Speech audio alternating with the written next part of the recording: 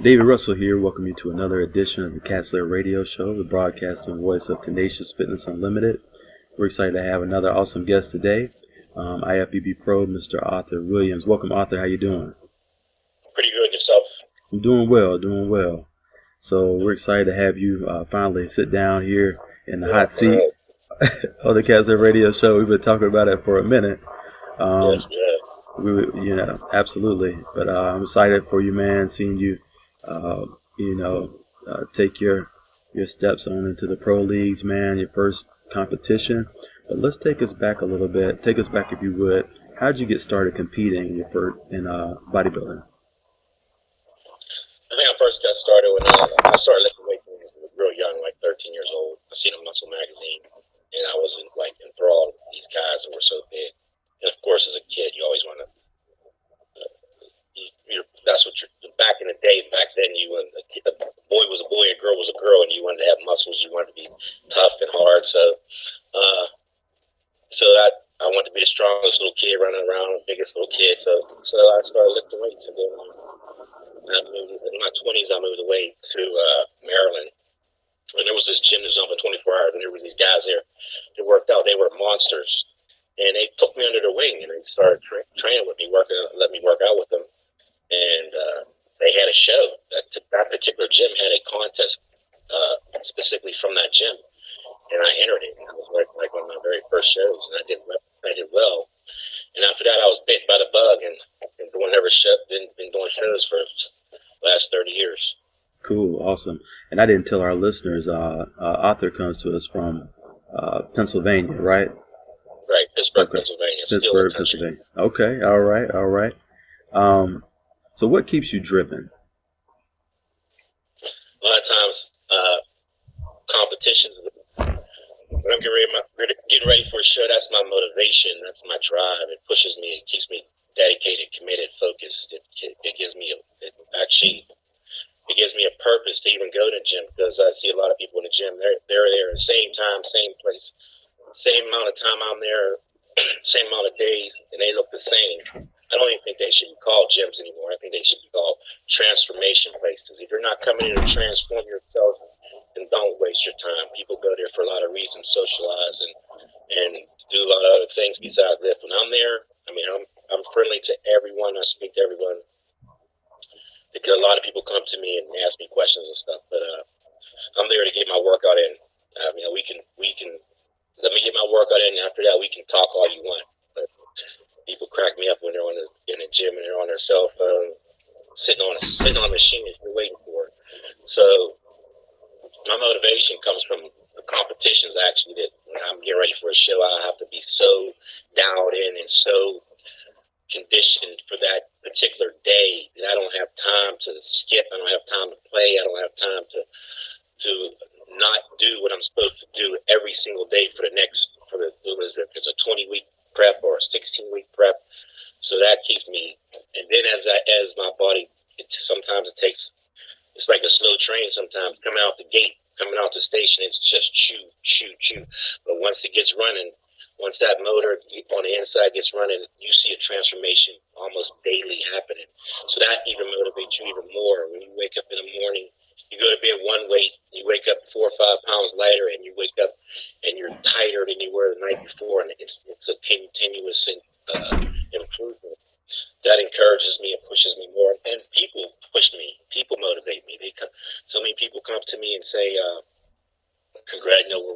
rooting for you. We're following you on Facebook or Instagram. We hope you do well at your shows, Or they'll just come up to me. Most people don't even know me. I'll be in a restaurant or gas station, grocery store. They'll come up to me like, "Oh my God, wow, is that real? Can I touch that?" And that's flattering to me, and it's encouraging too to say, "Wow, they know it. People notice," and I'm just motivated. Well, definitely, man.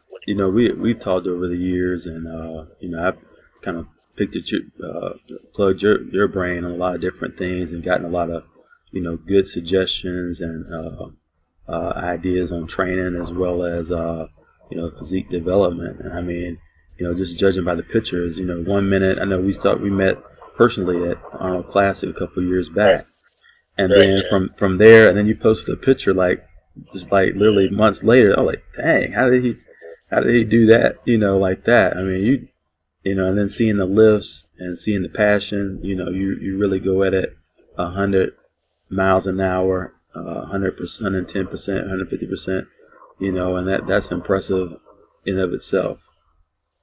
Thank you. You're welcome. So, how has bodybuilding impacted your life? Actually, on my level, believe it or not, bodybuilding is part of my life. It's not really a hobby anymore. It's not really something you do. Like people might we ride bikes on the weekend, or we go roller skating a couple times a week, or bowling. We're in a bowling league. It's way beyond that. It's my lifestyle. It's my life. I mean, I have a family, and I have friends, and I have other obligations I have to do. But especially when I'm getting ready for a show, that, believe it or not, bodybuilding takes precedent over those things. And that can be a good and a bad thing sometimes, because sometimes you have to sacrifice. Bodybuilding's not for everyone. If you just want to be fit and walk around and be, beach look like, that's fine. But when you want to walk on that stage under them lights and be judged by professionals and go against the best in the world, it becomes your life. And if you're not willing to sacrifice time, friends, family, events, you know how many times I had to go on vacation, and who wants to go on vacation and have to either order your meals, have them sent to you, or make sure your meals are packed for a week straight. There's been many times that I had our family, we go on vacation or something, and I don't want to alienate them from enjoying life with them and being with them. So I got to go on vacation while I'm in a prep to prep and bring my food, or have my food, or better yet, this is a prime example. Go to a place for vacation and get right off the plane and go straight to the grocery store, because I have to, or make sure you're staying in a place that has a kitchen. Go straight to the grocery store, and you're loading your cart up for 1 week with a $300-400 food bill, because you got to cook all your meals for that week and take them to the park if it's in Disney World or whether. You got your backpack, and every 2 hours, 2.5 hours, you're pulling out your meals that you prepped and cooked for. And while everybody's eating popcorn, cotton candy, and whatever they're selling at the park, you're pulling out a chicken breast. That's real. Times I've been on an airplane, but it's like a 2-3 hour flight. It's time for me to eat. They're eating their peanuts and whatever they're serving. I'm pulling out my chicken breast. People are looking at me like I'm crazy. I've been in line at Orlando, Florida, the Universal Studios, and I'm pulling out 8 whites, chicken breasts, and a little bit of jasmine rice or something. And I'm eating it in line, and people are like, their jaws just drop. But that's the dedication and commitment that you have to have. Well, that brings up another question. I know probably a lot of us have heard this, but if you're on that strict diet and somebody says, "You eating again?" How do you handle that? I know you've heard that. Yeah, they'll say something like that, or you eat. Yeah, I just explain. You have to be tolerant of that, because believe it or not, people even go to the gym. A lot of times they're ignorant. Like, a lot of people ask me. Now, back in 2008, I won Mr. Pittsburgh. Mm-hmm. Okay, that's 9 years ago. That's just an NPC show. I'm now a professional Ifbb pro. To this day, if they see me in the gym, some people will come up to me and be like, "Are you getting ready for the Pittsburgh again?" I'm so past that, but you can't be rude or snap with them. You gotta just be nice, polite, and say, "No, I'm not able to do that show anymore. It's a different show I'm doing." You just, because they don't know. You can't beat them up for that. Right. You just can't be insulted by that. It should be flattering enough that they even took the time out to ask you. So I just answer the question. I'll be like, "No, I already did that show, and you're not. Once you win the show, you're not allowed to do it anymore." Mm-hmm. So people have asked. They'll ask me, "Well, how many?" They're even at work. we get one lunch break at work. Mm. But I work I'm a correctional officer, so I work in a prison. You get 1 hour break for lunch. But when I go to work every day, depending on how many hours I know I'm going to be working, I have my 6-pack meal plan with me, because my meals are more than one hour a day. I have to break them down, and they allow me to do that, which is good, because I'm bringing in 4, 5, 6, up to 6 meals for that 8-hour or 13-hour shift, whatever I got to do for that day. Or the rest of them, they're eating that one meal, and they're going on about their business. But so they're accommodating for that, and kind of going into that, and I'm not just saying at work, but just in general. I know many people have heard that. So when they say, "Man, you eating again?" What would be a way to? I say, yeah. I tell them, yes, I am. I have to. You have to feed the body. You have to eat every so many hours. I'm like a doctor. My body, because I know people, they only eat one day a meal, and they can get away with that. They'll eat one day, one time, and they won't eat for another 24 hours. Wow. If that were me, I'd be on the floor shaking like a fish out of water, because my body, serious. My body is adjusted to my metabolism. My body is adjusted to putting food into it every 2.5 hours, no longer than 3. If I'm out for 3 hours, I'm getting the shake. The other day I ate a meal at 9 o'clock and messed around and went to the store real late. It was like 12:30. I'm in Walmart pushing the cart. I'm thinking I'm on Clear Street, because my body starts saying, "Wait a minute, it's overdue. You're overdue for the food." Right. For the food. Right. So once you start doing it, eating those meals, your body gets used to it. So I tell them, I have to eat. And they know at work. They laugh at me. It's like, Art, man, if his meal prep isn't prepped, he's calling off work, because there's no way he's gonna make it for 8 hours. So yeah. Okay, cool, man, cool. I know a lot of it probably novice or maybe even some seasoned competitors who have been in it for a while maybe still struggle with that. Trying to answer that without it seeming a little bit tough to handle. You know what I mean? Or for people to understand that, and even families sometimes they'll say, "Man, you eating again?" And it'd be a little bit of a comedy. So how, answering that in a way that doesn't make anyone feel bad, or I just learned how to, even because that's a question. There's a lot of other questions I'll ask you. You're like, really? You're asking me that question? Like, another one is, how much can you bench?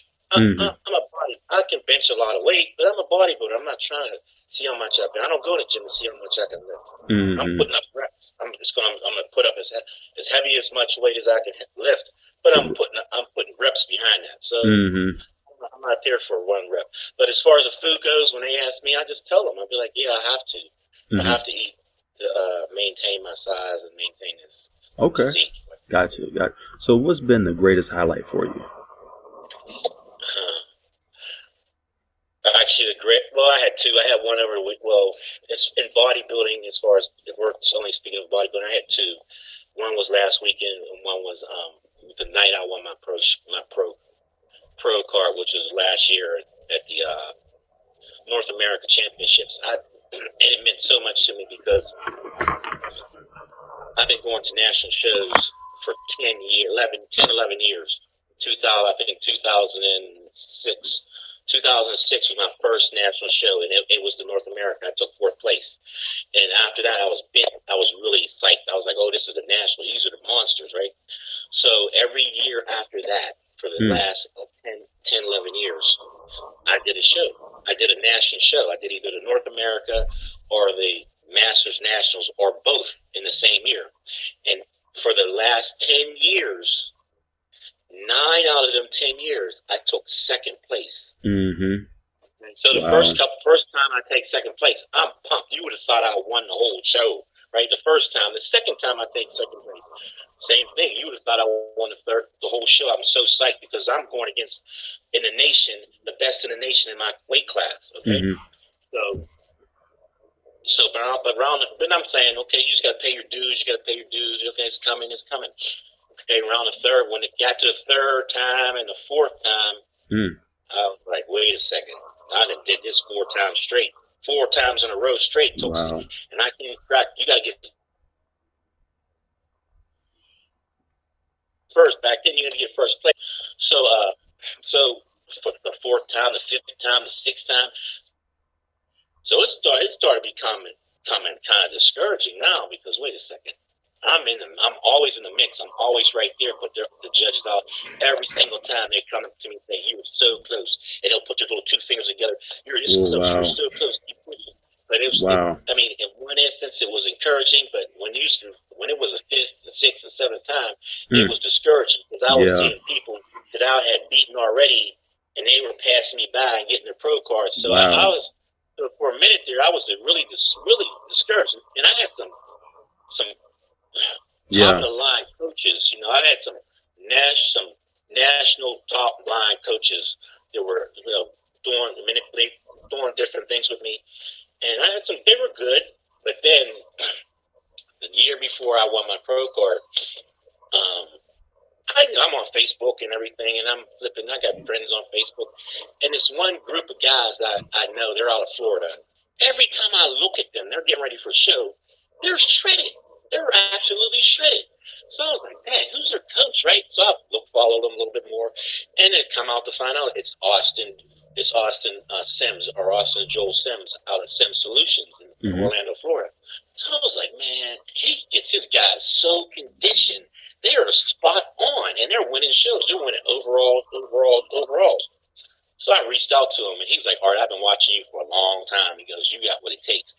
He goes, yeah, I'll be more than happy to work with you and train you. So last year was the first year I worked with him. I did 2 shows, and I took second place. I took second place at the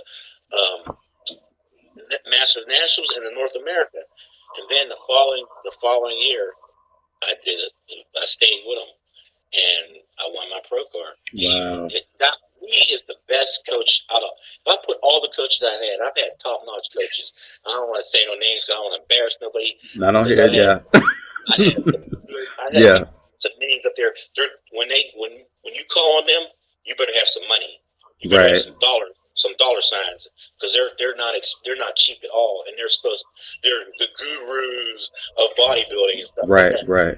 They couldn't dial me in the way he dials me in, because he wakes me up in the morning, be like, Art, it's time to get up. Are you up? I'm checking in. It's time to get up. That's good. Cardio. Where's my pictures at? Okay, you need to do this, and this, and this today. You need to change this, and this, and this. He was on. If I text him right now, 10 seconds later, he's responding. That's good. That's really good. I had coaches. Listen, they say, I'd send them some information. They respond back. They'd be like, they call me by the wrong name. Yeah. My name's Art. I had a coach call me Kurt, typing back information from Kurt for the longest time. And it became a joke. I was like, listen, my name ain't Kurt. My name is Art. Art, whatever you want to call me, but it ain't Kurt. So, but AJ Sims and his fiancee Nikki, they drill you. They make sure you're accountable for what they want you to do. That's good. That's really good. That's good. They're my coach. Till I retire, they will be my coach. Okay, that's good, man. I've heard some really good things about them, and I may be looking that way at some point pretty soon too. But yeah, you've definitely told me some really good things about them, and I look forward to reaching out to them at some point soon. What would you consider to be the most difficult workout or muscle group? That's an obvious thing. I could do upper body all day long and do a whole bunch of other things at the same time. No, not really, but because all your workouts are intense, mine are anyway. Excuse me, mine are all intense. When I'm in the gym, it's balls to the wall. It's not Jane Fonda. It's I'm super set. I'm giant set. I'm doing all that. Whether it be shoulders, whether it be chest, whether it be back, whether it be biceps, triceps. But the hardest workout is doing legs, because you got to take them to the limit, and that's half your body right there. You know, if you're training your chest, that's only a muscle, or your back, that's only a part of the upper body region that's a muscle, pure muscles. But if you're doing your legs, that's your half of your body. So you're doing your quads, you're doing your hamstrings, your glutes. So you're crushing it, and those are the hardest. But you know, they got to be done.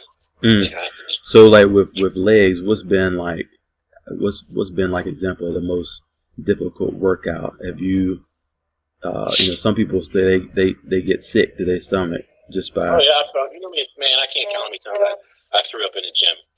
Really, you on that level? I pushed so hard. Yeah, oh man. There's times I couldn't even make it to the garbage can. Oh yeah, I haven't done it in a while. But there's been a lot of times it came right back up. It was coming. Wow. So, yeah. Okay. Take your body to that threshold, you know. But I've learned how to manipulate. There's ways you can. I